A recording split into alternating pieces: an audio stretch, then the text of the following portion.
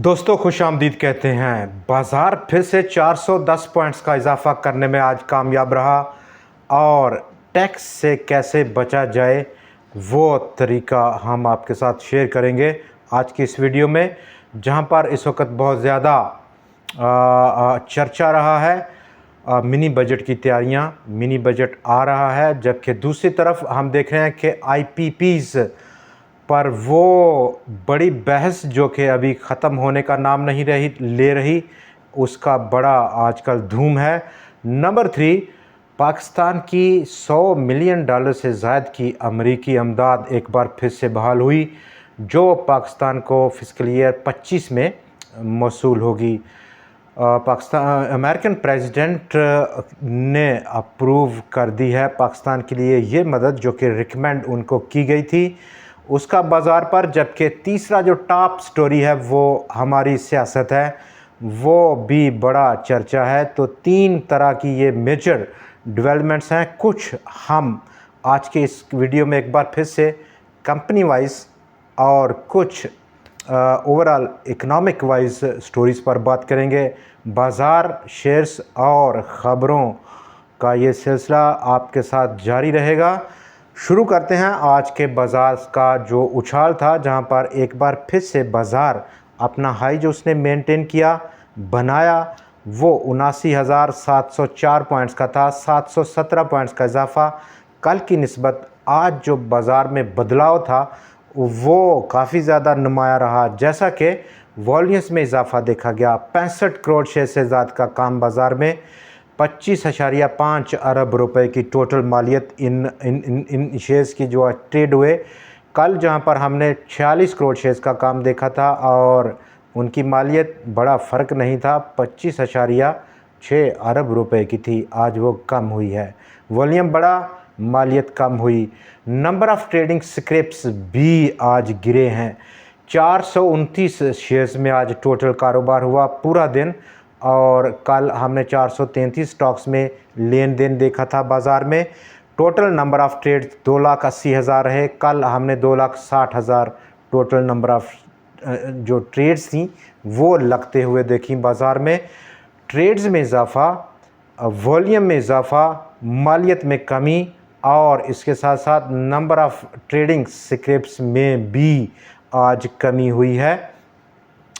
Overall आज banks ने front seat को संभाला है बाज़ार की, बड़ा उछाल दिया 222 पॉइंट्स का मजमूई तौर पर, जहां पर मिज़ान बैंक सामने आया। मिज़ान के साथ साथ बैंक अल-फलाह, बैंक अल हबीब ने भी अच्छी कंट्रीब्यूशन दी, जबकि फर्टिलाइज़र सेक्टर से फौजी फर्टिलाइज़र कंपनी ने आज सबसे बड़ी कंट्रीब्यूशन दी इस सेक्टर से। आईटी सेक्टर, टीआरजी और आईबीईएक्स की वो न्यूज़ जो कि आज डिलीवर हुई, कैप कर गया। बड़े दिन के बाद आज एक बार फिर से टीआरजी में कैप देखा गया, लेकिन दूसरी तरफ दूसरे आईटी सेक्टर स्टॉक्स में कुछ प्रॉफिट टेकिंग आज देखने को मिली बाज़ार में। अब अगला जो तमाम नज़रें इस वक्त बाज़ार रखे हुए हैं मॉनेटरी पॉलिसी की अनाउंसमेंट पर, और जो तवक्कुआत देखी जा रही हैं वो कम से कम 50 बेसिस पॉइंट्स की रिडक्शन की तवक्कुआत काफ़ी ज़्यादा हो चुकी हैं। गो के बहुत सारे हमारे दोस्त 100 बेसिस पॉइंट्स की भी रिडक्शन की बात कर रहे हैं, लेकिन रीज़नेबल 50 बेसिस पॉइंट्स काफ़ी ज़्यादा रीज़नेबल हैं, जो कि एक्सेप्टेबल है स्टेट बैंक ऑफ पाकिस्तान को भी। मिनी बजट की इस वक्त फिर से बाज़गश्त शुरू हो गई है। अगर इंटरनेशनल मॉनेटरी फ़ंड पाकिस्तान की जो उनकी इम्प्लीमेंटेशन के बारे में उसको तहफ़्फ़ुज़ात हैं वो दूर नहीं होती। गो के स्टाफ लेवल एग्रीमेंट पाकिस्तान पहुंच चुका है, लेकिन ये तमाम बातें मिनी बजट की वो पहला जब रिव्यू होगा इंटरनेशनल मॉनेटरी फ़ंड का तब ज़्यादा रेलिवेंट होगी। पॉलिटिकल इंस्टेबिलिटी चढ़ रही है, बहुत ज़्यादा उसमें गर्मी हो रही है, लेकिन इसके साथ साथ आईपीपीज़ जो कि पिछले काफ़ी दिनों से ख़बरों का मरकज़ है, उसको अब पाकिस्तान की सबसे बड़ी बॉडी अपेक्स चैम्बर यानी कि federation of Pakistan chamber of commerce and industry वो पहुंचा है सुप्रीम कोर्ट में केस फाइल करने के लिए कि जो कैपेसिटी पेमेंट या कैपेसिटी चार्ज करते हैं आईपीपीज़, जिनकी मद में पिछले फिस्कल ईयर 24 में 2000 रुपया पाकिस्तान के टैक्स पेयर्स ने दिया है, और इस साल कम से कम 2700 या 2600 मज़ीद 6 से 700 अरब रुपया ज़्यादा वो पे करेंगे। ये गैर कानूनी है, इसको बंद किया जाए। वो ऐसी report supreme court of Pakistan में फ़ाइल करने का अनाउंस किया चीफ एग्जीक्यूटिव ऑफ FPCCI ने। जबकि दूसरी तरफ अगर हम इससे बड़ी बॉडी देखें, overseas investors chamber of commerce industry, उनका जो चीफ एग्जीक्यूटिव मोहम्मद अब्दुल अलीम साहब का ये स्टेटमेंट कि इसी तरह का कोई भी एक्शन उनकी स्ट्रेटजी का हिस्सा नहीं है कि वो सुप्रीम कोर्ट में हिस्सादार बने FPCCI के साथ। ये वो सिचुएशन है जहाँ पर हम देख सकते हैं कि IPPs पर जो ये प्रेशर बिल्टअप हो रहा है थ्रू जिसकी बुनियादी वजह इन्फ्लेटेड बिल्स हैं, इलेक्ट्रिसिटी के बिल, वो ये वजह बना है। एक पॉलिटिसाइजिंग हो रही है IPPs की, और यहाँ पर जो बाज़ार में रुझान है, जब से ये सिलसिला शुरू हुआ IPPs में थोड़ा सा दबाव महसूस किया जा रहा है। बाज़ार पर दोबारा बात करेंगे। कल आज का जो बिहेवियर है, जहाँ पर 410 पॉइंट्स का इजाफा था, एक बड़ा अपर साइड पर हाई, जबकि कुछ आज इंडेक्स हैवी वेट्स जिन्होंने कल बड़ी कंट्रीब्यूशन की, जैसे कि E&P सेक्टर में, जिनमें के पाकिस्तान पेट्रोलियम और OGDC, वो थोड़ा सा कतरा गए हैं।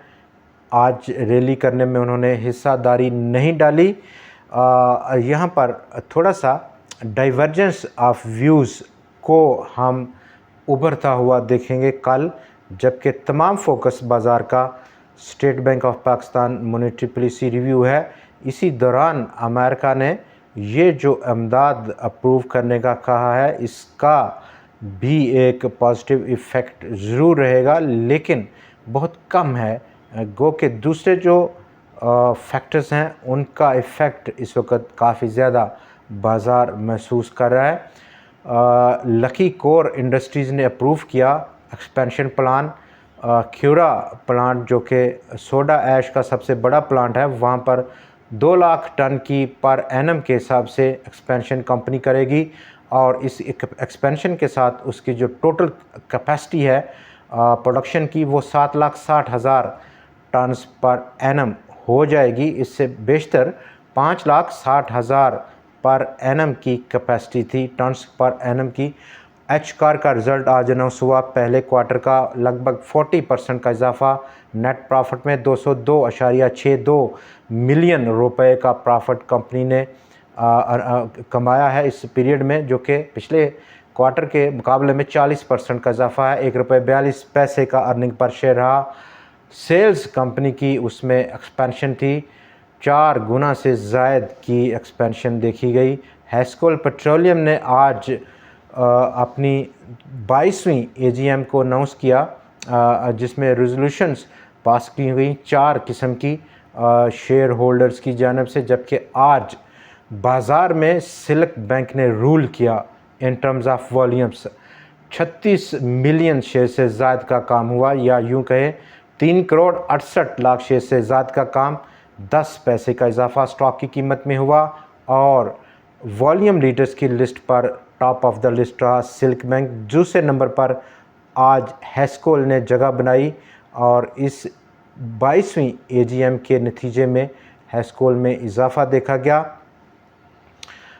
कुछ रेलिवेंट जो हम इस वक्त न्यूज़ हैं उन पर बात करेंगे, जिसमें कि मूडीज़ भी क्लैरिफिकेशन चाहता है गवर्नमेंट ऑफ पाकिस्तान से। डिस्कशन में कल उसकी वर्चुअल मीटिंग हुई कि पाकिस्तान की जो रेटिंग है आउटलुक, उसको अब उसने चेंज करना है, क्योंकि नई गवर्नमेंट ऑफिस में आई है और उसने IMF से एक एग्रीमेंट किया है, प्रोग्राम किया है नए बेल आउट पैकेज का। तो इस तमाम इसकी रोशनी में उसको अब रेटिंग को पाकिस्तान की उसको अपग्रेड करना है या इसी मौजूदा लेवल्स पर रखना है। करंटली मौजूदा जो लेवल है वो CAA3 का क्रेडिट रेटिंग की पाकिस्तान की लेवल रखा हुआ है, जबकि पाकिस्तान की आउटलुक मूडीज़ ने जो पिछला उसका रिव्यू था फरवरी 2024 में स्टेबल करार दिया था। मिनी बजट और मिनी बजट पर जो काफ़ी सारे आज बात हुई इंट्राडे बहुत सारी, लेकिन फ़िलवक़्त ऐसा बहुत बड़ा कोई अंदेशा मिनी बजट के हवाले से बिल्कुल एक्सपेक्ट नहीं किया जा रहा। इसका जो वक्त है वो शायद अभी दूर है, 2 से 3 महीने मिनिमम अभी वक्त लिया जा सकता है। आपका बहुत शुक्रिया। कल फिर आपसे मुलाकात होगी नई वीडियो और नई खबरों के साथ।